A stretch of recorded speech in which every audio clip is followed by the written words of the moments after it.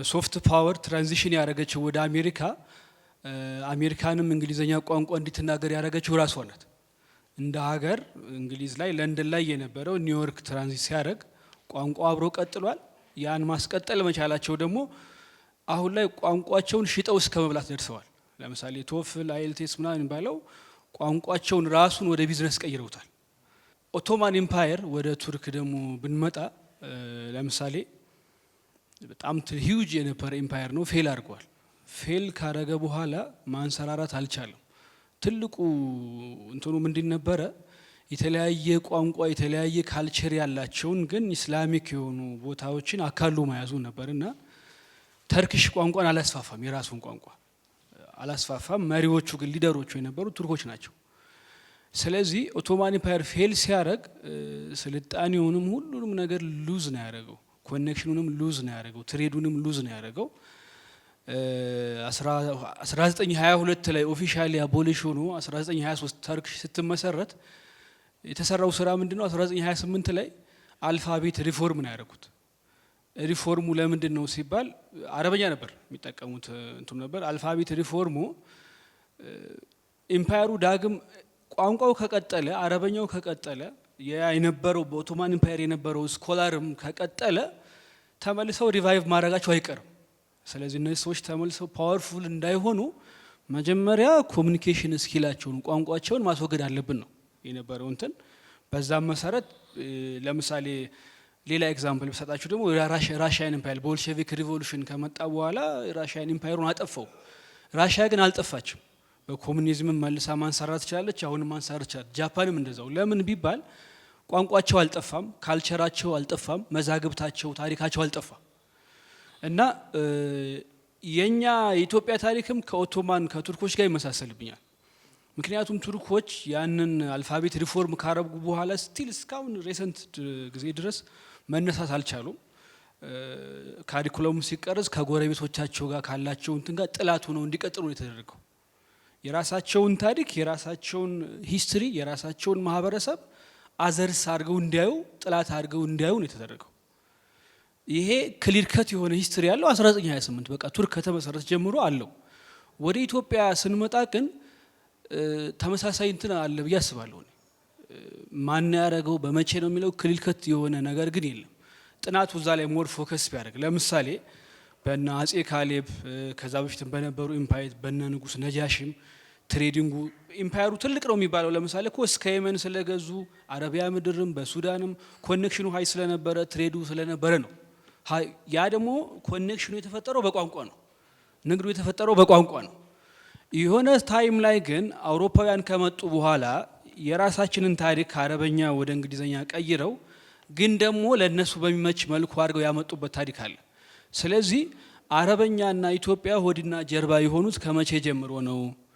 በነማን ነው? ኢቭን ሪሊጂየስ እንትን ይዞ እንዲቀጥል የተደረገው ለምሳሌ ቸርች ኮፕቲክ ቸርች ኢትዮጵያ ቸርችና የግብጽ በአረበኛ እየተገናኙ እያለ አሁን ያለችው ምናያት ቸርችና ሲስተሙ የአረበኛ ጥላት እንዴት ሊሆን ቻለ? ምክንያቱም ቸርች ሲባል ባይዘው የኔ ቸርች ሃይማኖቱን አይደለም ለብዙ አመታት ስቴት ሲስተሙ ስቴት ስትራክቸሩ የኢትዮጵያውን የምናየው መዋቅር በእነሱ የተመሰረተ ስለሆነ ነው። ስለዚህ እዚህ ላይ ሞር ፎከስ አድርገን መቼ ነው አረበኛና ኢትዮጵያ ሆድና ጀርባ የሆኑትን የሚለው ታሪክ ላይ ፎከስ ብናደርግ ያን ነገር ለማስታረቅም ለወደፊት ለመስራትም የተሻለ እድል ይፈጥራል ብዬ አስባለሁ። አመሰግናለሁ። መጨረሻ የምናገረው ሶሻል ቤዙን የተጠቀሰ አልመሰለኝም። አንድ ቋንቋ ተጽዕኖ ፈጣሪነቱን የምናውቀው ሶሻል ቤዙ እስከምን ወርዷን ነው። ለምሳሌ አሁን በሀገራችን እንግሊዘኛ አሁን ፕሬዘንቴሽን ሳይቀርብ እናቀርበት እንግሊዘኛ ስኮላርስ በሚባለው ሌቭል ነው ያለው። ማህበረሰብ ሌቭል የለም። ታች ብትወርዱ የለም ይሄን ያክል። ግዕዝና አረበኛ ግን ስትገቡ እስከ መጨረሻው የሶሻል ሌቭል ድረስ ወርዷል፣ እስከ ታች ድረስ ማለት ነው። ገበሬው ሁሉ ያውቀዋል።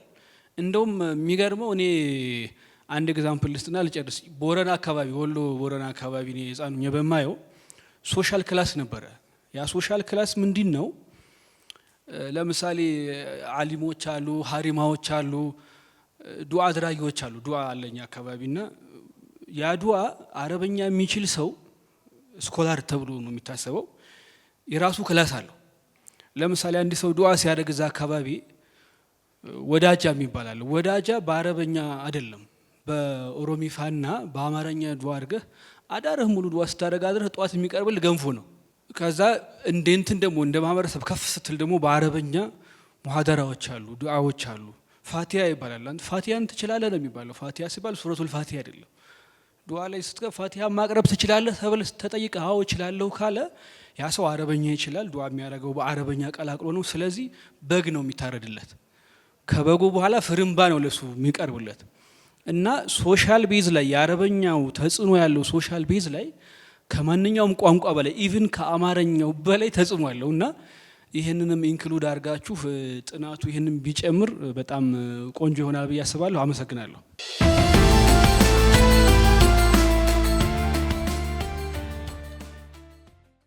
የመጨረሻው አጀንዳ ቫሊዴሽን ላይ ስካይላይት በተደረገው እንትን ላይም ድሮፕ ተደርጎ እንደገና አጀንዳ ውስጥ እንዲገባልን ጠይቀን ነበር እንደ ኢትዮጵያ እስልምና ጉዳይ። አሁንም የመጨረሻው አጀንዳ ሲነበብ ወይም ሚዲያ ላይ ሲታይ ይህ ነገር አሁንም ወድቆ ነው ያየሁትና የምክክር ኮሚሽኑ የአረብኛ ቋንቋንና ኢትዮጵያ ከአረቡ ዓለም ጋር አሁን ከጠዋት ጀምሮ ሲነገረን የነበረው ፖለቲካል ኢኮኖሚካል ያለውን ሪሌሽንሽፕ የበለጠ ከፍ ለማድረግና ኢትዮጵያን ወደ ላቀ ደረጃ ለማድረስ ከፍተኛ ሚና አለውና ከጥቃት የሚያድነን ነውና ይሄንን እንደ አጀንዳ በምክክር ኮሚሽኑ በድጋሚ ቢያዝልን የሚል አንድ ሀሳብ አለኝ። ሁለተኛው በየትምህርት ቤቶቻችን ላይ የአረብኛን የማስተማር ከኬጂ ጀምሮ እስከ ሁለተኛ ደረጃ ሲያስተምሩ ሁልጊዜ ኢቭን ሚሽነሪ ስኩልስ እና ወልያ ነጃሊያ ምናምን የሚባሉት ትምህርት ቤቶች በስጋት ወይንም እንትን እየተመጣ እየፈሩ ነው የሚያስተምሩትም ወይም አፍተር ስኩል ነው እየተደረገ ያለው። ግን በትምህርት ሚኒስቴርም ይሁን ይሄ ትምህርትና ጥናት እንትን መመሪያውን የሚያወጣው ህግ የለም፣ የወጣ ህግ የለም። በትምህርት ሚኒስቴር የወጣ ህግ የለም የሚከለክል ማለት ነው። አረብኛ ቋንቋን መመሪያ ነው ያለው ይላሉ። መመሪያውም ደግሞ በይፋ የተጻፈ አይደለምና በዚህ ላይ ጥናቱ ይሄንን ያለውን ከልካይ የሆነው ህግ ካለም ያንን ለማስነሳት ከሌለም ደግሞ እንደ መብት እንዲቀርብልን በፖሊሲ አውጪዎቹም ዘንድ ይሄ እንዲቀርብልን ነው የምጠይቀው። አመሰግናለሁ።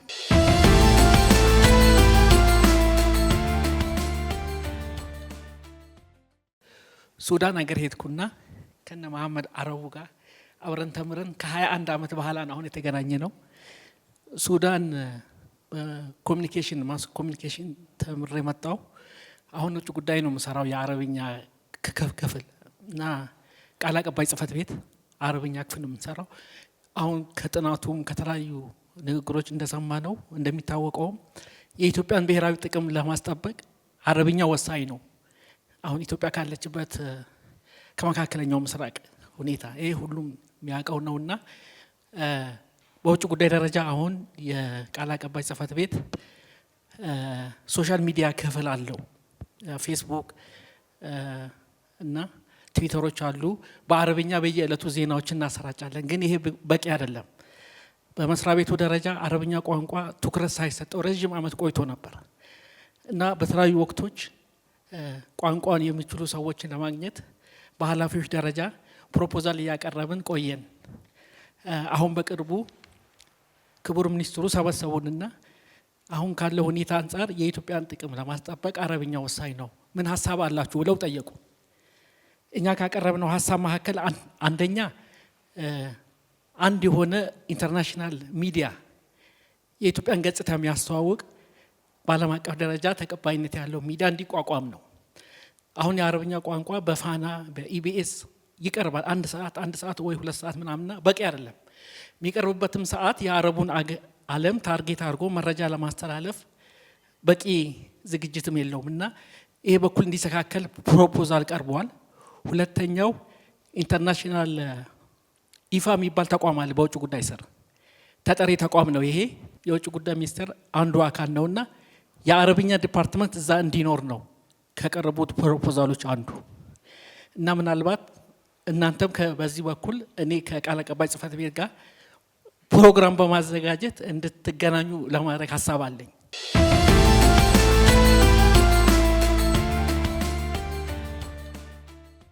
አንድ ሁለት ነጥቦች ለማንሳት ያህል ብዬ ነው እድሉ ለመውሰድ የፈለኩት።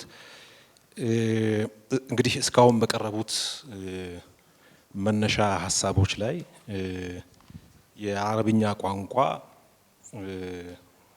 ያለውን በተለይ ይሄ በአረቡ ዓለምና የኢትዮጵያ መካከል በታሪክ አኳያ ፕላስ ደግሞ አሁን ከጀዚረተል አረብ የሚባለው የመካከለኛው ምስራቅ አረቦች ጋር ያለን ትስስር ኮንቴምፖራሪ የሆነ በኢኮኖሚ በፖለቲካ መስክ ውስጥ ምን ያህል ግብአት ሊሆን እንደሚችል እና ለዛ የግድ አረብኛው አስፈላጊነቱን ስትረስ ያደረገ ነው። አይ ቲንክ ሁለተኛው የቴዎሎጂካል ይሄ አልዑለማ ንሱስ ደርሱ ይሄ እንግዲህ እስልምና ከአለይሂ አፍዶሉ ሰላቱ ወአተሙ ተስሊም መምጣት በኋላ ዲኑ አገር በቀል ሆኖ መሰረት ይዞ ሄዷል። ያንን ሪኮንስትራክት ለማድረግ ሪክሌም ለማድረግ አረብኛ እንደ አንድ ቨርናኪውላር ስለሆነ እሱን ማስተር ማድረግ ያስፈልጋል የሚል ሁለተኛ መልእክት ከመድረኩ የተነሳ አለ። ከማንነት ጋር ተያይዞ ሙስሊሞች በኢትዮጵያ ታሪክ ውስጥ ያላቸው የሚነሱ ኮንሰርንስ አሉ። የቨርቲካል ኤንድ ሆሪዞንታል የሆኑ ትስስሮችን እሱን ሪኮንስትራክት ለማድረግ አረብኛ አማራጭ የሌለው የቨርናኪውላር ስለሆነ እሱንም ኢንጌጅ ማድረግ አለብን የሚል ነገር በጠቅላላው ተነስቷል። እኔ እንደ ኮንሰርን ማነሳው እዚህ ላይ የመጀመሪያው አረብኛው ቋንቋ እንዲያድግ በአረቡ ዓለም በኩል አረብኛ ቋንቋውንና ወይም ሙስሊሞችን አስመልክቶ ያላቸው አቋም ምን ይመስላል የሚለው መታየት አለበት፣ ሪፍሌክሲቭ መሆን አለበት። የዩናይትድ አረብ ኤሚሬትስ፣ ግብጽ፣ ምስር ሊሆን ይችላል ወይ ሳዑዲ አረቢያ እስልምና ለሚከተሉ ወይም አረብኛን ቋንቋ ለሚናገሩ ሀገሮች የተለየ ፕሮክሊቪቲ አላቸው ወይ? ሱዳን ላይ የሆነ ያለው ነገር በደንብ እናውቀው ነው። አርደር ፍልስጤን ላይ የሆነ ያለው በግልጽ የሚታወቅ ነው። ምስር ውስጥ ያለው ነገር በተጨባጭ ይታወቃል። የተባበሩት አረብ ኤሚሬትስ ኦፍ ኮርስ ከአፍሪካ ቀንድ ብቻ አይደለም ሌሎችም ቦታዎችም ላይ ቱርኪያን ጨምሮ ያላቸው ሚና አለና የነዚህ የፎረን አክተርስ ኢንተርናሽናል አክተርስ አረብኛና ሙስሊሞችን አስመልክታቸው ያላቸው አቋም ቴዎሎጂካል ሪሊጂየስ ወይም ከሰብአዊነት የመነጨ ቋንቋውን ለማሳደግ ከሚል መነሻ አይደለም። ፎር ዘ ሞስት ፓርት ሪያሊስት ፖለቲክስ ነው ያለው፣ የኢኮኖሚ ኤንድ ፖለቲካል አስፓይሬሽን ነው ያላቸው እና ሌላኛው ሰከንደሪ ነው። ኢትስ ኤ ሚንስ ቱ አን ኤንድ በራሱ ኢንድ አይደለም። ስለዚህ ከአረቦች በኩል አረብኛን ቋንቋ ሰፖርት ያደርጋሉ፣ ፋይናንሻል አድቫይዘሪ ሚና ይጫወታሉ፣ ወይም ከነሱ በኩል የሆነው አውቃፍ ወይም የሆነ ወቅፍ መጥቶ ይህንን ነገር እንድናጠናክር ይረዳናል የሚለው ነገር አትስ አንላይክሊ። ስለዚህ ምን ኦልተርናቲቭ ነገር አለ ተብሎ አይ ቲንክ መታሰብ ያለበት ይመስለኛል። ሁለተኛ ማነሳው ሀሳብ ቅድም የኢንተግሬሽን ጉዳይ ተነስቶ አይ ቲንክ ትክክለኛው ተሰውር ኤክስፕሬሽን ሪኢንተግሬሽን ቢሆን የተሻለ የሚሆነው ወይም ሪክሌም ማድረግ ሪሰስቴት ማድረግ ኢን ዋን ኦር አናዘር ቀደምት የነበሩት የኢማራቶቹ 7ም 8ም 9 የሚሆኑ ኢኒሺያል ጀነሲስ ፖይንት ስላላቸው ያንን ሪኮንስትራክት የማድረግ ያንን አፕግሬድ የማድረግ ካልሆነ በስተቀር እንደ አዲስ ኢንትሮዲውስ የሚደረግ ስለማይኖር ያ በዛ መልክ ቢታይ የሚል አርጊመንት አለኝ። ማጠናቀቂያ ላይ ማነሳው የፖሊሲ ጉዳይ ተነስቶ አይ ቲንክ አይ ቢን ቲቺንግ ፖሊሲ ለ7 ዓመት ያህል አስተምሬያለሁና በፖሊሲ ጉዳዮች አንድ መንግስት አንድን ጉዳይ የፖሊሲ አጀንዳ የሚያደርገው መቼ ነው የሚለው መሰረታዊ ጥያቄ ነው መመለስ አለበት እና አብዛኛው ቅድም መጨረሻ ላይ የቀረበው ፔፐር ላይ ሞር ኦፍ ፕሮሰስ ኦሪየንትድ የሆነ ጥሩ ግብአት የሚሆን መነሻ ነው። ግን ማክሮ ሌቭል ወሳኝ የሆኑ ኢሹዎች አሉ። ለአንድ መንግስት አንድ ፖሊሲ የሀገር ፖሊሲ ወይም አጀንዳ የሚሆነው በተለይ በአፍሪካ፣ በኤዥያ፣ ላቲን አሜሪካ ውስጥ አንድ መንግስት የሆነን ጉዳይ የሚያደርገው ሲሪየስ ኮዝ ኦፍ ኮንሰርን የሚሆነው ፎር ዋን ቲንግ ረጂም ሴኩሪቲ ሲያመጣ ነው። ለዛ ስርዓት ስልጣን ላይ ላሉ ሰዎች ስታትስ ኮ ሜንቴን ያደርገዋል ወይስ ያስቀጥለዋል ወይ የሚለው ራሽናል ካልኩሌሽን የህዝብ ፍላጎት የሶሳይታል ኒድስ ኢኮኖሚክ፣ ፖለቲካዊ፣ ሃይማኖታዊ የሚሆኑ ኮንሰርኖች ሰከንደሪ ናቸው። አውሮፓና አሜሪካ በተቃራኒው የህዝብ ጉዳይ የመንግስት አጀንዳ እንዲሆን የሚያስችሉ ተጨባጮች ስላሉ ነው። ፐብሊክ ስፌር የሚባለው ህዝብ ምህዳር ውስጥ አውሮፓና አሜሪካ ውስጥ ቲንክ ታንኮች፣ ፕሬሸር ግሩፕስ፣ ሚዲያዎች ፓወርፉል ናቸው። ስለዚህ የህዝብን አጀንዳ ለመንግስት የማቀበል አቅም አላቸው። ስለዚህ መንግስት ያንን ተቀብሎ ሜንስትሪም ያደርጋል። በኢትዮጵያ ውስጥ አሁን አረብኛን ፋይን ሌትስ ሴይ ከግማሽ አካባቢ የሚሆነው የኢትዮጵያ ህዝብ ሙስሊም ነው። ፋይን አንድ አሴት ነው። ምን ጋርነር ያደርጋል ስርዓቱ አሁን ያለው ይሄ አረብኛ ቋንቋ የኢትዮጵያ ሌትስ ሴይ የሆነ ሁለተኛም ሶስተኛም አራተኛ ቋንቋ በመሆኑ የሚያገኘው ምን ጥቅም አለ ለረጂሙ ስርዓቱ? አይ ቲንክ ይሄ በደንብ መታየት አለበት። ይሄ እድሉ የሚፈጠር ከሆነ እንዴት ነው ሌትስ ሴይ በመንግስት በኩል ይሄ የአረብኛ ቋንቋ በኢትዮጵያ የህዝቡ አጀንዳ ነው እና መንግስት ምላሽ ይሰጥ ያስፈልጋል ብለን የምናስብ ከሆነ ልንሄድባቸው የሚገቡ ነገሮች አሉ። በፖሊሲ ጥናት ትምህርት መስክ ውስጥ የሚነሱ የመጀመሪያው ጠንካራ የሆነ አድቮኬሲ ስራ መስራት ነው። አድቮኬሲ ስራ የኮንሰልቲንግ ሚቲንጎች፣ ፕሬሸር ግሩፖች ማደራጀት፣ ብሔራዊ የሆኑ የህዝብን የማደራጀት ንቅናቄዎች መፍጠር ጉዳዩ ሲሪየስ ኮዝ ኦፍ ኮንሰርን መሆኑ ህዝባዊ መሰረት እንዳለው ህዝቡ እንደሚፈልገው አጀንዳውን ለማቀበል ጥሩ ፕላትፎርም ሆኖ ያገለግላሉና አይ ቲንክ በፖሊሲ አይን ከታይ እነዚህ ነገሮች ማየቱ ጥቅም አለው ብዬ አስባለሁኝ። አመሰግናለሁ።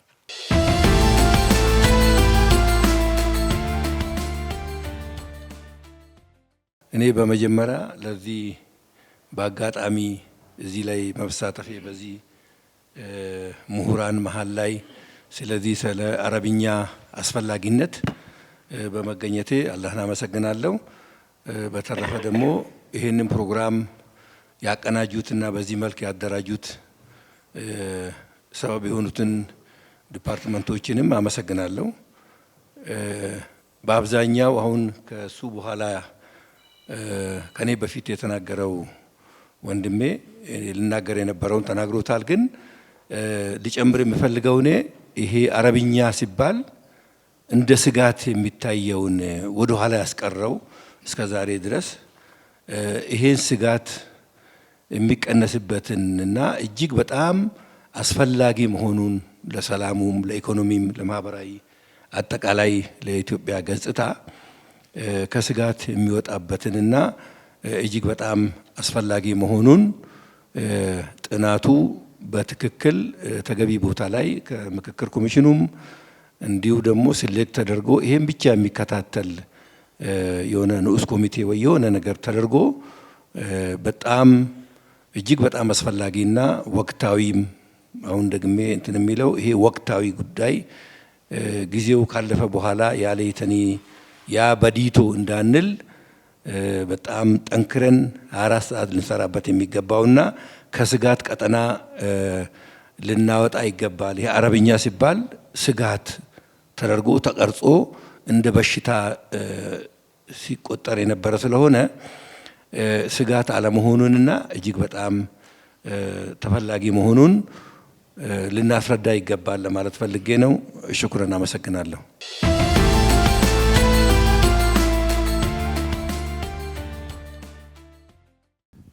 የአረብኛ ቋንቋ ወሳኝና አስፈላጊ መሆኑን ከተሞክሮ እኔ አንዱ ነኝ። በ1985 አካባቢ ከኢትዮጵያ ወጥቼ ሳውዲ አረቢያ ውስጥ ስራ ስጀምር ብዙን ጊዜ ቋንቋ እዚህ ሀገር ላይ ሆነን ከክፍለ ሀገር የሚመጡ ሰዎች አማርኛ በደንብ ካልተናገሩ እናሾፍባቸው ነበርና እዛ ሄደን እንደዛ የሚሾፍብን መስሎን እየተሸማቀቅኩ ነበር አረብኛ ማውራው። በመጨረሻ ግን እነሱ ልክ እንዳንተ እየተግባቡ ያወሩሃል፣ ሞራል ይሰጠዋል እና ቋንቋውን ቶሎ አክቲቭ አድርጌ ለመድኩት።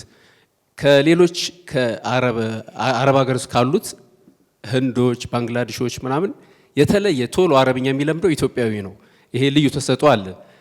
ግን ምንድነው ተምረን አለመሄዳችን በጣም ይቆጨናል። ብዙ ሙያዎችን ስራዎችን እያወቅን ቋንቋ ባለማወቃችን ብቻ አረብኛ ጽሁፍ ባለማወቃችን ብቻ ሌላ እድል አናገኝም።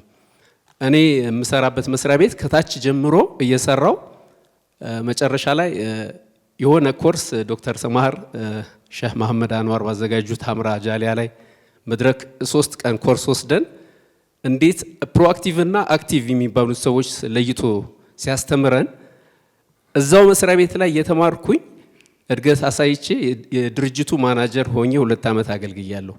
ይህ ለውጥ ምን ጎደለኝ? አረብኛ አለመጻፌ። የኔ ስልጣን ከግብፁና ከቱኒዚ በላይ ሆነ። እነሱ ግን ከኔ በታች ሆነው ደሞዛቸው 10 ሺህ ሪያል ነው፣ የኔ 5 ሺህ ሪያል ነው። ይሄ አረብኛ አለማወቄ በጣም ያንገበግበኛል፣ ይቆጨኛል። አሁን እየተሰደዱ ያሉ ስደተኞች ወይም ደግሞ አሁን በስራ እየሄዱ ያሉ እህቶቻችን ብዙዎቹ እየታመሙ ኤምባሲ መጠለያ እየተሰጣቸው ነው። ለምንድን ነው የሚለውን እኔ ጥናት ሳጠና አረብኛ ቋንቋ ባለመግባባታቸው ግድሩን እጠቢ ገስሊል ግድር ስትላት ግድግዳውን ሄዳ ታጥባለች። በዛ ወይ ትሰድባታለች ወይ ግድር ያለቻት ድስቱን ነው። እሷ ግን ግድግዳውን ሄዳ ቋንቋውን ባለማወቅ የተለያየ እንደዚህ አይነት ነገር ስለሚኖር ስትረስ ውስጥ ይገባሉ እህቶቻችን፣ ይበሳጫሉ ቋንቋ ባለመግባባታቸው። አገራቸው ይናፍቃቸዋል፣ ቤተሰብ ናፍቆት አለ። ይሄ ሲጨመርባቸው ይጣላሉ፣ ወደ አይምሮ መሳት ይገባሉ። ይሄ ነገር እንዲስተካከል ምንድነው ከዚህ ሲሄዱ እንደው መስፈርት ቢሆን አረብኛ ትምህርት እንዲማሩ የ6 ወር የ2 ወር መስፈርት ቢሆን ለስራ የሚሄዱ ሴቶች እህቶቻችን አንዱ ይሄ ቢሆን ጥሩ ነው እላለሁና በደንብ ቢሰራበት መልካም ነው እላለሁ። ጀዛኩሙላህ ኸይር።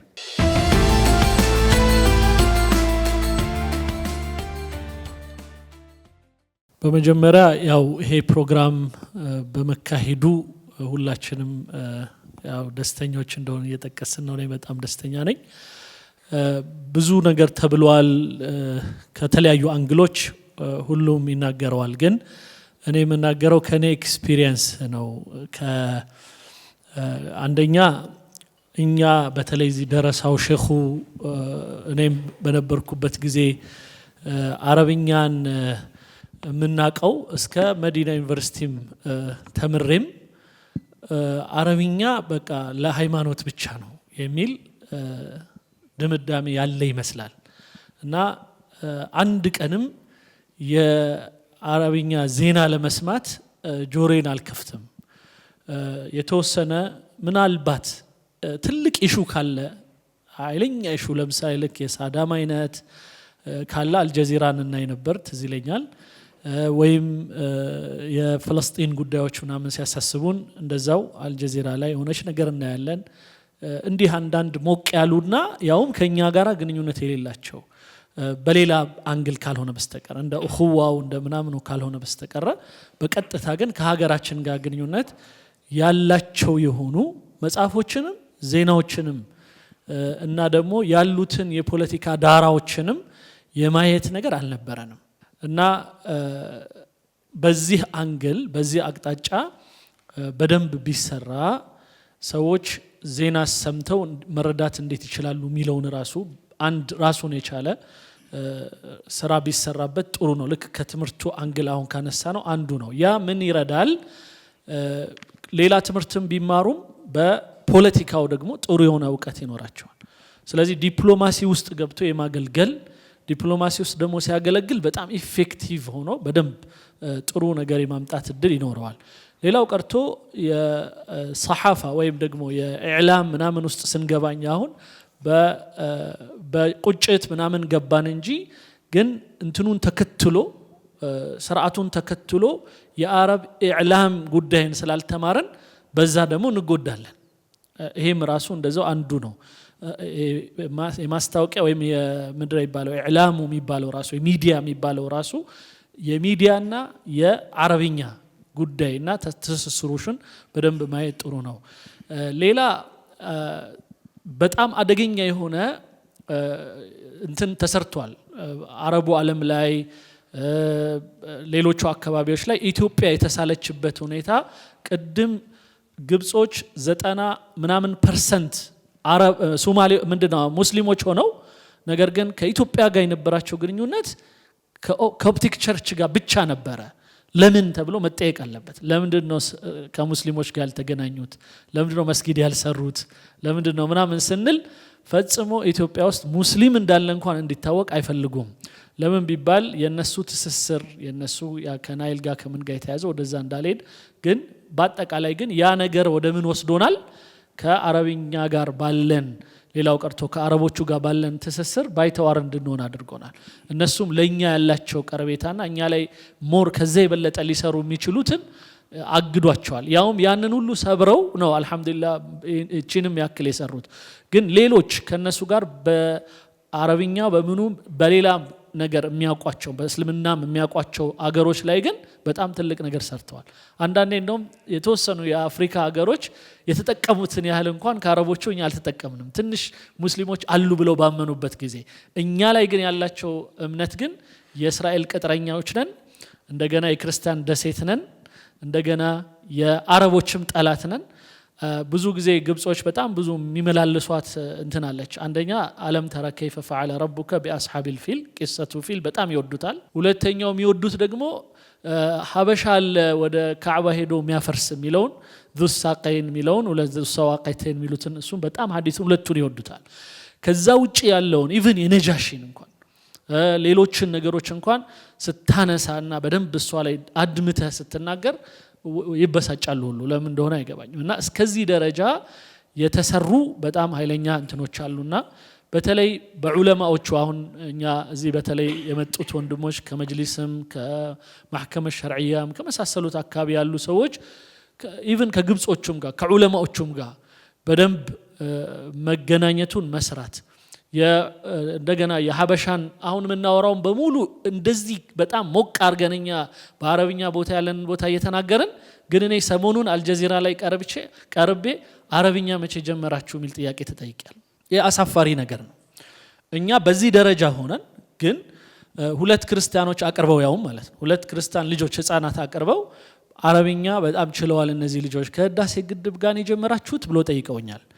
እና አይደለም እኛ አረብኛ የጀመርነው እንግዲህ ብለን እንዲህ ወደ ኋላ ተመልሰን ነው ቅድም ያሉትን አንተ አንቲ ምናምን ሁሉ ገብቼ ለመዘርዘር ተገድጃለሁ። እና እንዲህ አይነት በጣም የሐሳብ መራራቅ በእኛና በእነሱ መካከል አለ። ስለዚህ እንዴት ይህንን ጋፕ ማጥበብ አለብን የሚለውን ስናስብ አሁን ሌላው አማራጭ ከዚህ ከኢንተሌክቹዋሉ አካሄድ ውጪ ሚዲያ ላይ ፖለቲካው ላይ እና የኢኮኖሚ ምናምን ጉዳይና የዲፕሎማሲው ጉዳይ ላይ በጣም ሰልጥነን መግባት መቻል አለብን ብዬ አስባለሁ። እኔ በአረብኛ መቼም ቢሆን አፍሪካ ህብረት ብዬ አላቅም ነበር። ስለዚህ ከነሱ ነው የተማርኩት ማለት ነው አይደለም። ስለዚህ ለጸጥታው ምክር ቤት የሚለውን እንዴት ነው ምለው የሚለውን ከነሱ ነው የወሰድኩት። ስለዚህ ይሄ ምንድነው የሚያሳየው ከፖለቲካው ጋር ምን ያህል በፖለቲካው እዚሁ አጠገባችን የሚሰራውን ነገር ምንም እንዳናቅ ተደርገን ሽሩጡ ኢጅዛ አልሐጀሪ ምናምን እያልን በፊቅህ ላይ ብቻ መናቃትን እሷን እየተማርን ያደግነው። ግን ከዛ በኋላ አሁን ያቺም ደግሞ እየጠፋች ነው። ቅድም ጠቅሰዋል ሻችን የፊቅህ ነገር መጥፋት በአረብኛ ላይ ትልቅ ተጽዕኖ አለው። የፊቅህ ትምህርት መጥፋት አረብኛው እየተቀራ በአማርኛ የተተረጎመልን የምንማረው ትምህርቶች በጣም መጠናከር አለባቸው። እነዛ ናቸው ለኛ ግብአት የሆኑት። ኢቨን ዩኒቨርሲቲም ስንገባ የተሻለ ነገር ያገኘ ነው እኛ ኢትዮጵያኖች። እዛም ስንሄድ ወንድሜ እንደጠቀሰው አረብኛችን ትንሽ የተሻለ የሚሆነው ከእንደዚህ አይነቱ ተሞክሯችን ስለሆነ ያንን አሁንም እንደንትን ቢያንስ ያለችው እሷ ናት አቅማችንና እሷን ቢያንስ በጣም ማጠናከር። ሌላው የትምህርት ቤቱ ጉዳይ ነው። የትምህርት ቤቱ ጉዳዮች በስፋት ሊሰራባቸው የሚገባ ናቸው። አመሰግናለሁ። ሹክራን።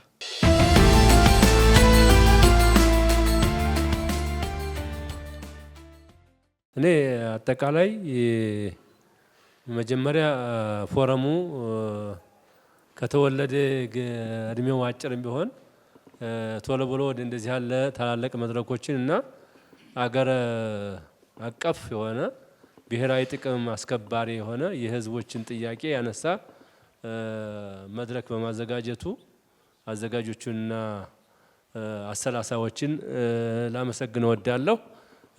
ከዛም ጋር ተያይዞ የቀረቡ ሁለቱም ሶስቱም ሀሳቦች በጣም ወሳኝ ሀሳቦች ናቸው። የዚህ በእንደ አካባቢያችን ትልቅ ተራራ የሚንድ ሰው ካዕባ የሚሰሩ ድንጋይ የሚፈለፍሉ አሉ። እነዛ ሰዎች የሚጀምሩት ከየት ነው ስንል ከሚገራው በኩል ጠንካራውን ለመናድ ከሚገራ ይጀምራሉ። ስለዚህ እኔ ይሄ ፎረም እንዲሆን ብዬ የምመኘው ስራዎች ተከፋፍለው አውለውያት ወይም ቅድሚያ የሚሰጣቸው ስራዎች ስራ ማለት አንድ ቋጥሮ ሲፈታ በስሩ 10 ቋጥሮዎችን የሚፈታ መሆን አለበት። ስለዚህ ፍሩጋ ፈታ የምንለው የስራ አይነት ችግሮችን ይህን የአረበኛ ቋንቋና ቋንቋን ወደ ነበረበት መመለስ ወይም ከሌሎች ሀገሮች የተሻለ ሆኖ ማስገኘትና የኢትዮጵያ ሙስሊሞችን እንደ ሃይማኖት ቋንቋ በተጨማሪ ደግሞ ኢትዮጵያን የፖለቲካ የኢኮኖሚና የማህበራዊ የታሪክና የልዕልና መገለጫ ቋንቋ ሆኖ ወደፊት እንዲመጣ ቋጥሮ ፈቺ ፕሮግራሞች ተለይተው ቢቀመጡ እና ባለቤት መስጠት የሚለው ቅድሚያ ቢሰጠው ሌላው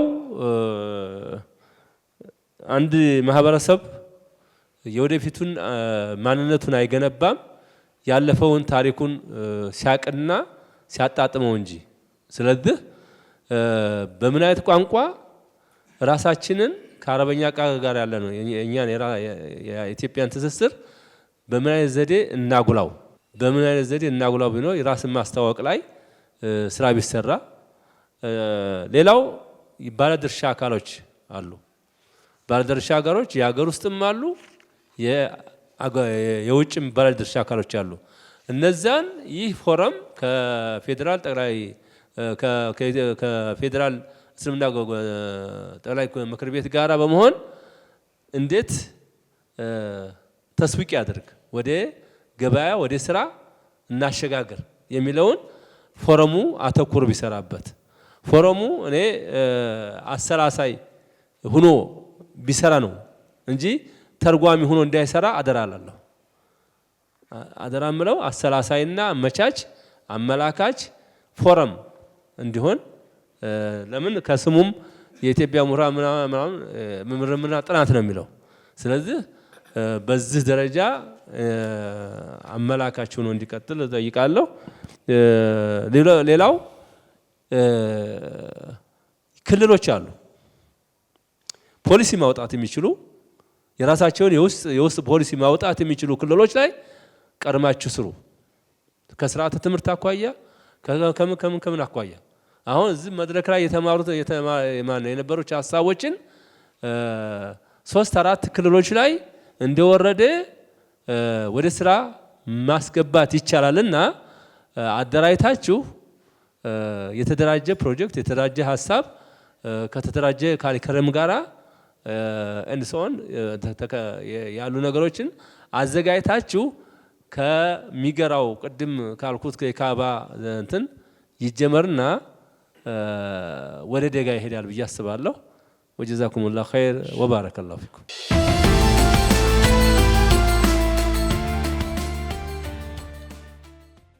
ሐቂቃ ሁለት ነገር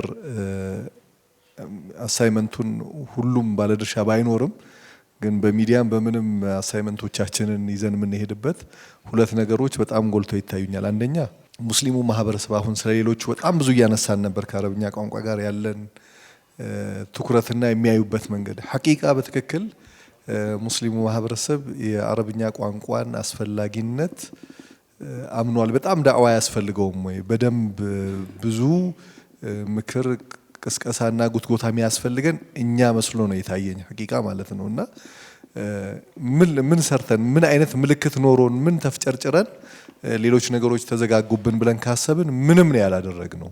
እና አንድ ሁለት ምሳሌ ማነሳው ሐቂቃ እኔ አንድ 24 ዓመት ማስተዳደረው ትምህርት ቤት አለኝ። ወደ 6000 በላይ ሙስሊም ተማሪዎች አሉ። ሐቂቃ በዚህ 24 ዓመት ውስጥ ከ6000 ልጆች ወላጆች እንደው አረብኛ ላይ ትንሽ ደከም አላችሁ የሚል ሰው ያወራኝ ሰው 24 አይሞላ።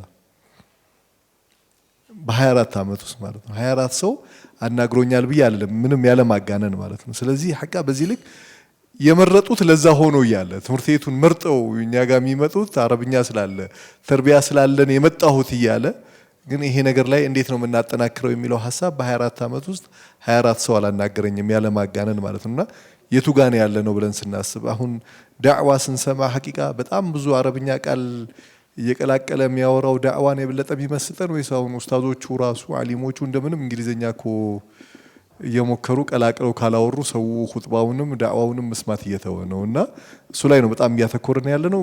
ባንችልም እንደምንም እንግሊዘኛ ቃል እየቀላቀልን ዳዕዋችን እንዲሰማ እየጣርን ነውና የቱ ጋር ነው ያለ ነው ካልን ሐቂቃ እኛ ነው የተው ነውና ሁሉ ነገር ቢከፈት እኔ የሚማር ሰው የሚኖር አይመስለኝም። ሁሉ ነገር ቢመቻች ከኬጂ ጀምሮ ይቻላል ቢባል የተዘጋጀን ስለማይመስለኝ እሱን እንዴት ነው ወደ ኋላ ተመልሰን ራሳችን የቤት ስራ ምን ሰራው ቢያስ እሱን የቤት ስራ ብንወስድ እንደ ተቋም እንደ መጅሊስም ትምህርት ቤቶቻችንም ሐቂቃ ብዙ የግል ትምህርት ቤቶች አሉን። ማን የከለከለን ስንል ምንም ሐቂቃ ቅድም እንደተባለው ፖሊሲው አለ። ይሄ በመደበኛ ፕሮግራም ላይ እንዳናስተምር የሌባና ፖሊስ እንትኑ በጣም አድካሚና ልጆቻችንም በጣም ቶርች የሚያደርገው ነገር አለ። ከዛ ውጪ ግን ከ10 ሰዓት በኋላ ያለው ትምህርት ቤቱን ያውን ሁሉ ህንጻ ምናልባት በመቶ የሚቆጠር የሙስሊም ትምህርት ቤቶች ህንፃ ተዘግቶ ነው የሚያመሸው እንጂ ከአስር በኋላ ከመግሪብ እስከ ኢሻ አረብኛ እናስተምርበት ብንል ማንም አልከለከለንም። ግን ምንም ሀሳብም የለንም ፕሮግራምም የለንም።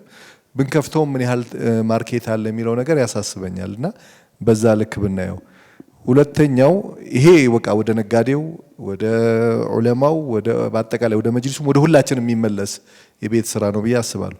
አብሮ እንደዚሁ በተለይ ከፖለቲካውና ከመጅሊስ አንጻር በዚህ ሰዓት አረብኛ ቋንቋን ካሪኩለም ላይ እንዲካተት ጫና መፍጠርና ማስወሰን ካልቻልን መቼ እንደምንችል አላቅም ሐቂቃ ማለት ነው። ምክንያቱም አሁን ቅድም ወንድሜ ከውጭ ጉዳይ ምን ያህል አረብኛ ቋንቋ አስፈላጊ ነው የኢትዮጵያን ብሔራዊ ጥቅም ለማስጠበቅ ተብሎ መንግስት ብዙ እየሰራ ባለበት ሰዓት ላይ በዚህ ሰዓት ማይቻል ነገር ማይፈለግ ነገርን እያስወሰንን ባለንበት ጊዜ ላይ መንግስት የሚፈልገውን ነገር በጣም መሰረታዊ የሆኑ ነገሮች ትምህርት ላይ አማራጭ የተባለ አሁን ከ9ኛ ክፍል በኋላ የተፈቀደው ነገር ለምንድን ነው ከኬጂ ጀምሮ ማይፈቀደው? ከ9ኛ ክፍል በኋላ ሰው ቋንቋ ጀምሮ ሐቂቃ ቅድም እንደተባለው ዩኒቨርሲቲ ውስጥ ዲፓርትመንቱ መኖሩ ምን ይሰራል? ኬት የመጡ ልጆች የአረብኛ ቋንቋን በዲግሪ ደረጃ ሊማሩ ነው። ከ9ኛ ክፍል የጀመረ ልጅ 4 ዓመት ያውም አንድ ፔሪድ ሊሰጠው ነው ቢቻል በራሱ ቢፈቀድለት ራሱ የሆነ አንድ ፔሪድ ሊሰጠው ነው እንጂ ከ9 እስከ 12 መቼም እንደ ኮመን ኮርስ አረብኛ ሊማር አይደለምና መዘጋቱ አይቀርም። አሁን ዩኒቨርሲቲዎች ላይ ያለው ፕሮግራም የማይቋረጥበት ምክንያት ምን አለ? ሌላኛው ቅድም ዶክተር ጋር ስናወራ እንደና አዲስ አበባ ዩኒቨርሲቲ በክፍያው ምክንያት የመዘጋት እድሉ በጣም ጫፍ ላይ መድረሱ አንድ ተማሪ የለም እያለ ነው። የሚቀጥለው ባች ተመረቀ፣ የሚቀጥለው ግን ኤክስቴንሽን ላይ ሰው ያለ አይመስለኝም እያለ ነውና በዚህ ልክ ይህንን በተለይ ማስፈቀዱን ጉትጎታውን ለምን የቤት ስራውን አንወስደውም? ከዛሬ ጀምረን እንደ ፎረምም እዚህ ላይ ብናተኩር ፈልጎታል። መንግስት በራሱ በሚፈልገው መንገድ በሚችለው መንገድ ቋንቋውን ለማስረጽ እየሰራ እያለ ባለቤቶቹ ግን አይታችን ልጆቻችን ከትምህርት ቤት ይማሩልን፣ በአጠቃላይ የሀገሩ ዜጋ አረብኛ የሚነገርበት ሀገር ትሁን የሚለው ላይ ብንሰራ የሚለውን ሀሳብ ራሳችንን እንውሰድና መጀመሪያ የራሳችንን አሳይመንት ብንጨርስ የሚል ሀሳብ አለኝ። ወላሁ አለም።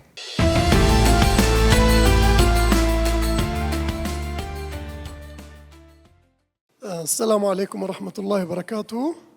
በመጀመሪያ ሁሉንም ታዳሚዎች ከነ የተከበረ ስማችሁ ማዕረጋችሁ እንኳን ለእንደዚህ አይነት ውይይት አበቃን እያልኩ ቀጥታ ወደ ንግግሬ ይገባለሁ። አጠቃላይ የቀረቡት 3 መወያያ ጥናቶች በ3 እርከን እንድንረዳቸው 10 ስለደረሰ ለማሳጠር እሞክራለሁኝ። የምንረዳበት መንገድ ቼንጅ ኤንድ ኮንቲኒቲ ኤንድ ፊውቸር ፕሮስፔክት ወይም ለውጦቹና ቀጣይነቱ የወደፊት አቅጣጫዎች በሚል እናይና በእነዚህ በ3 ውስጥ ነው የምናየው። እንዴት ሲለዋወጥ ዘመን ሲለዋወጥ አረብኛ በየጊዜው እየተለዋወጠ ያለ ያልቆመ የቀጠለ እንደገና ደግሞ አሁን በምን መልኩ እንዲቀጥል እንፈልጋለን የሚለው የመጀመሪያውን ረዳት ፕሮፌሰር ኡስታዝ መሐመድ ሰዒድ ታሪካዊ ዳራውን ከእስልምና በፊት ኢትዮጵያና አረቡ ዓለም ያለውን ግንኙነት በማስረጃ በጭብጥ የቋንቋ የማህበራዊ ባህላዊ ግንኙነቱን በመረጃ አስጨብጠው ከዛ በኋላ እስልምናም ከተስፋፋ በኋላ ደግሞ በዶኩመንቴሽን በአስተዳደር በተለያየ መልኩ የአረብኛን ኢትዮጵያ ውስጥ መኖር የኢትዮጵያኖች ቋንቋ የባዕድ ቋንቋ ሳይሆን የሀገር ቋንቋ መሆኑን በደንብ በማስረጃ አስረግጠዋል ማለት ነው። ሀታ ናህው ራሱ በአጀምም በአረብኛም እንደሚሰጥ አረጋግጠውልናል ማለት ነው። ዶክተር አብዱል አዚዝ መጥተው ደግሞ እንዴት አሁን ወደፊት እንዴት እንሂድ ወደሚለው ቀጥታ ዘመኑ ተቀይሯል፣ ዘመኑ እንደዚሁ የምንጓዝበት አይደለም፣ በፖሊሲ መታገዝ አለበት፣ የፖሊሲ ማዕቀፍ ውስጥ መግባት አለበት። ያንን ለማድረግ ደግሞ ኒድ አሴስመንት በትክክል ምንድነው የምንፈልገው ምን ግራውንድ ላይ አለ የሚለውን በደንብ አጥንተን ከዛ አገሪቱን ከሚመሩ ሰዎች ጋር ተቀራርበን ለእያንዳንዱ ሚኒስትሮች የሚጠቅመውን ነገር በጥናት ላይ መሰረት አድርገን ማቅረብ አለብን የሚለው ይሄ ነው አጠቃላይ የተነሳው። ትንሽ እንግዲህ አንድ መሰረታዊ ነገር እንደ ማስፈንጠሪያ ሊጠቅመን የሚችል አንድ ትንሽ ያልተነገሩ ነገሮችን በተለይ አዲሲቷ ኢትዮጵያ እንደ ሀገረ መንግስት ከተመሰረተች በኋላ ከነ አጼ ምኒልክ በኋላ አረብኛ እንዴት ነበረ የሚለውን የለም ወይ በህብረተሰብ ውስጥ እንዴት እንዳለ በደንብ ተገልጿል። በመንግስት ኢንስቲትዩሽኖች ውስጥ አረብኛ የለም ወይ? አለ። እሷን ብቻ ለማከል ነው። ይሄ ለምን ይጠቅመናል? መነሻ አስቻይ ነገሮች እንዳሉ ያሳየናል ማለት ነው። ያችን ለመግለጽ በኢትዮጵያ ውስጥ ለመጀመሪያ ጊዜ ዘመናዊ ትምህርት ቤት ሲመሰረት በ1908 የአጼ ምኒልክ ትምህርት ቤት የሚባለው ነው የተመሰረተው። ያንን እዛ ውስጥ ከሚሰጡ ትምህርቶች አንዱ የአረብኛ ቋንቋ አንዱ ነው። አረብኛ ቋንቋ፣ ግዕዝ፣ ፈረንሳይኛና የቋንቋ ተኮር ትምህርት ነበር የጀመረው። ከመቼ ጀምሮ? ከ1908 ጀምሮ እስከ 1928 አካባቢ 26 እስከ 28 ባለው አረብኛ ይሰጥ ነበረ በመንግስት ትምህርት ቤቶች ውስጥ። አስተማሪዎቹ ማን ነበሩ? ከግብጽ የመጡ የመጀመሪያው ሃና ሰሊቫ የሚባሉ የሰባት ቡድኖች መሪ ሆነው መጥተው እነሱ ናቸው እነዚህን ሁሉ ነገሮች ሲያስተምሩ የነበሩት ማለት ነው። ይሄ ትምህርት ከዛ ኮንተንቱ በጨመር ጀመረ። የኢትዮጵያ ኤጁኬሽን ኮንተንት ሌሎች ነገሮች ጂኦግራፊ፣ ማህበራዊ ሳይንስ ምናምን ሲጨምር በጣሊያኖች አረብኛ በጣሊያን ጊዜ አረብኛ ጠንክሮ ቀጠለ። በተለያዩ ትምህርት ቤቶች በክፍለ ሀገሩ በጅማ በምን ኮሌጆች ሁሉ እስከ መመስረት እንደውም ግዳጅ እስከ መሆን ደረጃ ደርሶ ከዛ ንጉሱ ሲመጡ በዛ ሰዓት አረብኛ በደንብ በጣሊያን ጊዜ ስለጠነከረ ትንሽ ጥያቄ አነሳ። ለምን ይሄ ከጠላት የፈለገው ቋንቋ አይነት ስሜት ፈጠረ። ግን ማስቆም ተቻለ? አልተቻለም። ግን ማገድ የተለያየ ማዕቀብ ማድረግ ተችሏል። በተለያየ መንገድ ነበረ። ኢንስቲትዩሽኖች ውስጥ አሁን ነበረ። በ1942 ምን ተመሰረተ? በአረብኛ የሚታተም ጋዜጣ አልዓለም በመንግስት ከፍሏቸው የሚሰሩ ሰራተኞች ተቀጥረው በትምህርት ሚኒስቴር ስር በማስታወቂያ ሚኒስቴር ስር አልዓለም ጋዜጣ ተመሰረተ። እሱ ብቻ አይደለም። በሬዲዮ የኢትዮጵያ ሬዲዮ አንዱ አረብኛን ያስተላልፋል። እዚህ ላይ ከሚያስተላልፉ ትላልቅ ምሁራኖች ነበሩ እንደነ አብዱልቃድር ማህጁብ ከከረን የኤርትራ፣ ሌሎች የውጭ ሰዎች ደግሞ እነ ኸሊል ጋሊብ፣ ሌሎቹ የሚያስተምሩት። እዚህ ውስጥ ሲሰጥ የነበረው ትምህርት ሃይማኖት ዜና ብቻ ነው አልነበረም። ስለ ብዙ ሃይማኖታዊ ጉዳዮች በእነዚህ በሬዲዮ ይተላለፍ ነበር፣ በእንትኑ ይተላለፍ ነበር ማለት ነው። ይሄ ቀጥሎ አልዓለም እስከ ዛሬ ድረስ የአረብኛ ፕሮግራም አለ። በ1942 የጀመረ ሬዲዮ ጣቢያውም ከዛ ጊዜ ጀምሮ እስከ ዛሬ አልተቋረጠም አለ። ከዛ በአፄ ኃይለ ሥላሴ ዘመን ዩኒቨርሲቲ ውስጥ አዲስ አበባ ዩኒቨርሲቲ 1960ዎች ውስጥ በኢትዮጵያ ቋንቋዎች ውስጥ ይሰጥ ነበር አረብኛ። እንደ ኢትዮጵያ ቋንቋዎች ውስጥ ነው ሲሰጥ የነበረው። አስተማሪዎቹ እንደነ ጌታቸው ኃይሌ፣ ፕሮፌሰር ጌታቸው ኃይሌ፣ እነ ዶክተር አምሳሉ አክሊሉ አስተማሪዎቹ ሆነው ግብጽ የተማሩት ይሰጡ ነበረ። እነዚህ መነሻ ይሆኑናል ማለት ነው። ቀጣይነቱን በመንግስት ማዕቀፍ ውስጥም ነበረ የሚለውን እነዚህን ለማሳየት ነው። ከዛ በመቀጠል ጊዜያችሁን ላለመውሰድ በጣም ጊዜው ስለሄደ የዛሬውን የአቋም መግለጫ አጠር ባለመልኩ ከዛ በፊት ይቅርታ፣ ከዛ በደርግ ትንሽ መዳከም ቢታይም ልክ የኢህአዴግ መንግስት ከመጣ በኋላ ቡም ነው ያደረገው። ብዙ ሚዲያዎች የኢትዮጵያ ቴሌቪዥን፣ ፋና፣ ዋልታ እና አሁን ስማቸውን መጥቀስ የማልችል የኢትዮጵያ ዜና ወኪል በሙሉ አረብኛ ይሰጣሉ። አሁን ከዛ አለፍ ብሎ እንደውም በጠቅላይ ሚኒስትሩ አነሳሽነት የአፍሪካ ጉዳይ የሚነሳበት አንድ መሰረታዊ አንድ ኢንስቲትዩሽን ተቋቁሟል፣ በአረብኛ የሚተላለፍ ማለት ነው ለነሱ። ይሄ አለ፣ ይሄ ፍላጎት አለ ማለት ነው። እነዚህ ስለዚህ እዛ አካባቢ እንደ መንግስት መዋቅር ውስጥ በመንግስት መዋቅር ውስጥም አረብኛ ያለ ግን የተወሰነ በፊት በነበሩት ውስጥ ማዕቀብ ቢኖርበትም ግን በሙሉ ለሙሉ ሊወገድ ያልቻለ መኖሩን ይሄን ላስገነዝብ እወዳለሁ። እዚህ ጋር አስታክዬ ወንድሜ አዩብ ያነሳው ጋር አንድ በጣም የሚገርም ነገር ልነግራችሁ ፈልጋለሁ። በመንግስት እንትን ውስጥ የኢትዮጵያ አረብኛ ቋንቋ በጣም መጠናከር አለበት ብለን በጣም እንነጋገራለን። ስንት የሚዲያ አለ የሙስሊሞች የሚመሩት ቻናሎች ነው ያሉን አሁን ዛሬ ከነዛውያ ጀምሮ አፍሪካ ቲቪ ጀምሮ ከምንድነው ሚንበር ነጃሺ ምናምን። እስኪ በእነዚህ ውስጥ ፈልጉና በአረብኛ እነዚህ ትላልቅ የአረብኛ ምሁራኖቻችን የሚወያዩበት እነ ዶክተር አብደላ ተርተው ቁጭ ብለው ዲስከስ የሚያደርጉበት ለትላልቆች መድረክ የተዘጋጀ አረብኛ አላቸው ወይ? እነዚህ ኢንስቲትዩሽኖች አለ የለም? ያለው የመንግስት ኢንስቲትዩሽን ውስጥ ብቻ ነው ያለው አረብኛ ዛሬ።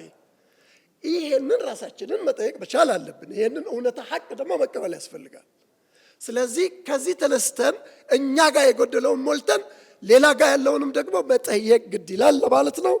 ከዚህ ቀጥዬ ወደ አቋም መግለጫው ለማንበብ እሞክራለሁ። ይቅርታ። እኛ በኢትዮጵያ እስልምና የአቋም መግለጫ እኛ በኢትዮጵያ እስልምና ጉዳዮች ጠቅላይ ምክር ቤት እና በኢትዮጵያ ሙስሊሞች ጥናትና ምርምር ፎረም የአረብኛ ቋንቋ ትላንትና ዛሬ በኢትዮጵያ በሚል መሪ ቃል የተዘጋጀው የፓናል ዝግጅት ተሳታፊ የሆነው የጠቅላይ ምክር ቤቱ ተወካዮች፣ የዑለማ ምክር ቤቱ ተወካዮች፣ የትምህርት ተቋማት ተወካዮች፣ የጥናትና ምርምር ፎረም ተወካዮች፣ የማህበራት ተወካዮች፣ ዑለሞችና ምሁራን የሚከተለውን የአቋም መግለጫ አውጥተናል። 1. ታሪካዊ ሰነዶችን መፈተሽና መጠበቅ። በኢትዮጵያ ታሪክ በርካታ ታሪካዊና ሃይማኖታዊ፣ ስነ ጽሁፋዊና ባህላዊ ሰነዶች የተጻፉት በአረብኛ ቋንቋ በመሆኑ እነዚህን የሀገር ቅርስ የሆኑ ድርሳናት ለመተርጎም፣ ለመጠበቅ፣ ለትውልድ ለማስተላለፍ የአረብኛ ቋንቋ እውቀት ወሳኝ መሆኑን ታምኖበታል ማለት ነው። በዚህ ስብስብ የጂኦፖለቲካና ዲፕሎማሲያዊ ግንኙነት ኢትዮጵያ ከአረቡ ዓለም በተለይም ከባህረ ሰላጤው ሀገራት ጋር ያላትን የንግድ የኢንቨስትመንትና የዲፕሎማሲ ግንኙነት ይበልጥ ለማጠናከር ቋንቋውን የሚናገሩ ባለሙያዎችን በስፋት ማፍራት ብሔራዊ ጥቅምን ለማስከበር ስልታዊ አማራጭ መሆኑ ታምኖበታል።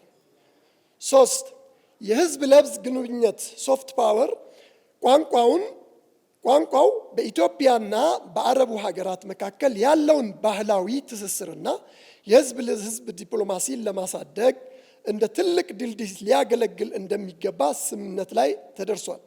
ስለዚህ የሚዲያ አካላትና የምርምር አካላት ኃላፊነት እንዳለባቸው ተገልጿል። 4.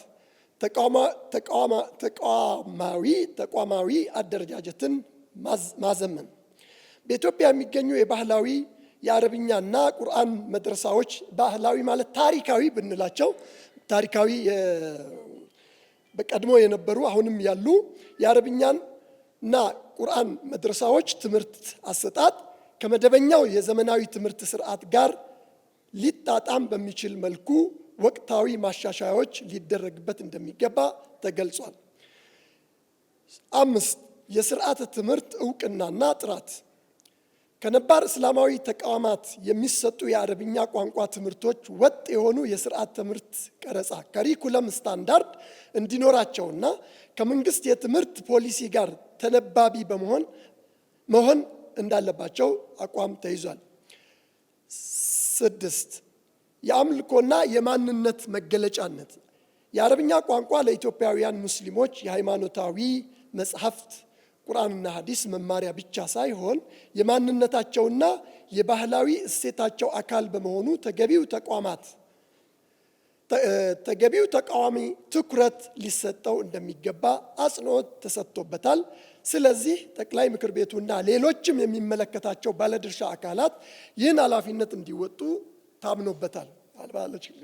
የመንግስትም መንግስታዊ ያልሆኑም ሁሉንም ማለት ነው። 7 የፖሊሲ ማዕቀፍ ፈተናዎችን መቅረፍ። አረብኛ ቋንቋ በኢትዮጵያ የትምህርት ፖሊሲ ውስጥ እንደ አንድ የውጭ ቋንቋ እንደ ፈረንሳይኛ ወይም የውጭ ቋንቋ የሚለው ላይ የተለያየ ሀሳብ አለ። የሀገር የኢትዮጵያዊ ቋንቋ እንደ ፈረንሳይኛ ወይንም እንደ ኢንተርናሽናል ላንጉጅ በሚለው የውጭ ቋንቋ ከምንለው ኢንተርናሽናል ላንጉጅ እንደ ፈረንሳይኛ ወይም ጀርመንኛ በስፋት የመማር ማስተማር እድል እንዲያገኝ ያደረጉትን የፖሊሲና አስተሳሰብ ክፍተቶችን በመለየት በቅንነትና በአዎንታዊ ሊታዩ የሚገባቸው መሆኑ ተመልክቷል። ስለዚህ መንግስት ለቋንቋው ተደራሽነት የሚጠበቅበትን መንግስታዊ ኃላፊነት እንዲወጣ እንጠይቃለን። 8 ስትራቴጂካዊ አማራጮች በአማራጭ ቋንቋነት ማካተት። በአዲሱ የትምህርት ስልጠና ፖሊሲ መሰረት ተማሪዎች ፍላጎት ባላቸው አካባቢዎች አረብኛን እንደ አንድ አማራጭ ቋንቋ በአንደኛ ደረጃ በሁለተኛ ደረጃ ትምህርት ቤቶች በከፍተኛ ትምህርት ተቋማት በስፋት እንዲማሩት ምቹ ሁኔታዎች መፍጠር። ለዚህ ተግባራዊነት የሚመለከታቸው የመንግስት አካላትና የትምህርት ባለሙያዎች ኃላፊነታቸውን እንዲወጡ ስምምነት ላይ ተደርሷል። 9ኛው የአቅም ግንባታና የግብአት አቅርቦት የቋንቋውን መምህራን ማሰልጠኛ ተቋማት ማስፋፋት፣ ጥራታቸውን የጠበቁ የመማሪያ መጽሐፍትን ማዘጋጀት፣ ከአፍሪካ ህብረት የሥራ ቋንቋነቱ በተለይም በአህጉራዊ ትስስር አንጻር ያለውን ሰፊ ዕድል መጠቀም የወደፊት ስትራቴጂካዊ አቅጣጫ መሆን እንዳለበት የአቋም መግለጫው ተቀምጧል። በ9ኛው በፍጥነት ወደ ኒድ አሴስመንት መገባት እንዳለበት ስምምነት ላይ ተደርሷል።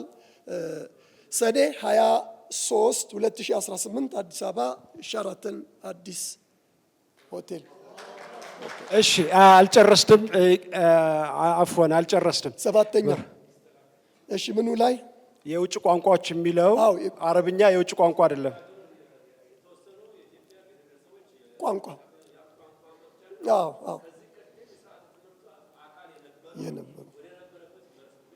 ኦኬ የሀሳብ ማሳካያ እናደርጋለን።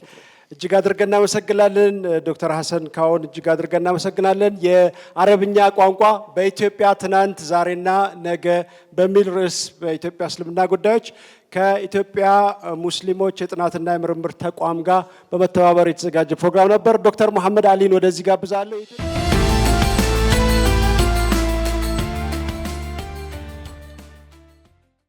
እንግዲህ አንዳንድ ተቋማት የላኩት ሙስሊም ሰዎቻቸውን ልኳል።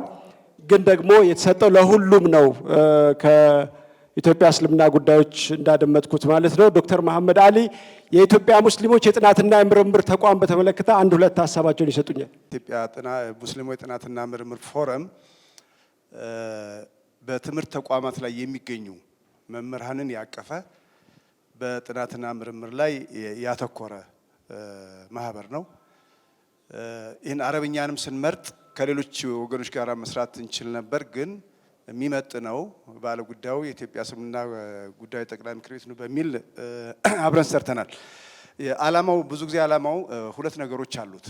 የፎረሙ አንደኛው ሙስሊም ኢትዮጵያውያን በሀገራቸው ጉዳይ ላይ ምርምርና ጥናት እንዲያደርጉ ማብቃት ነው።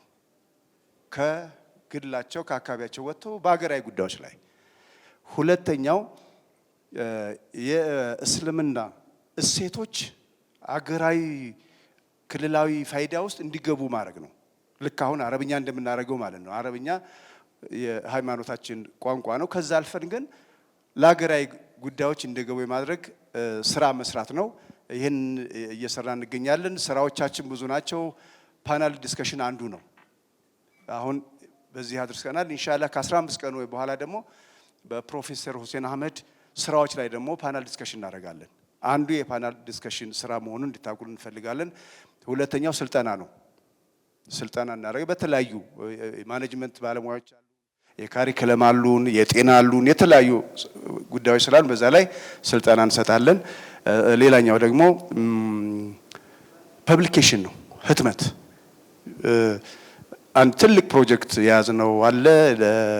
የጠየቅነው ወደ 1000 የሚሆኑ የኢትዮጵያን ፐርሶናሊቲስ እና ሳይትስ ሂስቶሪካል ሳይትስ የያዘ ኢንሳይክሎፒዲያ ለመስራት ፕሮጀክቱ ሰርተን አቅርበናል። ያው ቶሎ የሚጸድቅ አይደለም፣ እሱን እየሰራን ነው እና ሌሎችም ስራዎች አሉን። እኛ ግን እንዳልናችሁ የዩኒቨርሲቲ መምህራን ሀሳብ ነው ያላቸው፣ እውቀት ነው ያላቸው። ስለዚህ ምን ይፈልጋሉ? ትብብር ይፈልጋሉ። ትብብር ሲፈልጉ ልክ አሁን የኢትዮጵያ እስልምና ጉዳይ ጠቅላይ ምክር ቤት ድጋፉን አድርጎልናል። በሙሉ ያቀረቡት ደግሞ ዶክተር ካድር ሳይቀሩ የፎረሙ ሜምበር ናቸው። እኛ ደግሞ ያናዋጣም ማለት ነው። እዚህ እግረ መንገዳችን ደግሞ የኢትዮጵያ ሙስሊሞች ወጣቶች ካውንስል ልናመሰግን እንወዳለን። እንድንቋቋም ያደረገን ቢሮ የሰጠን ሰራተኛ የቀጠረልን እሱ ነው። የተሟላ ቢሮ ሰጠን።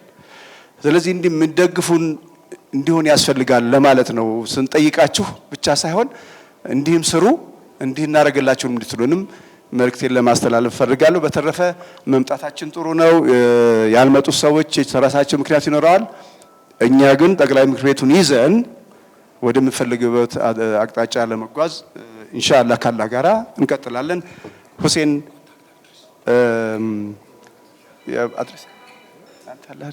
ሁሴን ከድርም አቃቤ ሰዓት ሆኖ ሲያገለግል ቆይቷል። የማህበራችንም የፎረሙም አባል ነው እና ብዙዎቹ ያው ክራይቴሪያችን ማስተርስ እና ከዛ በላይ ያለው ሰው አባል ሊሆን ይችላል።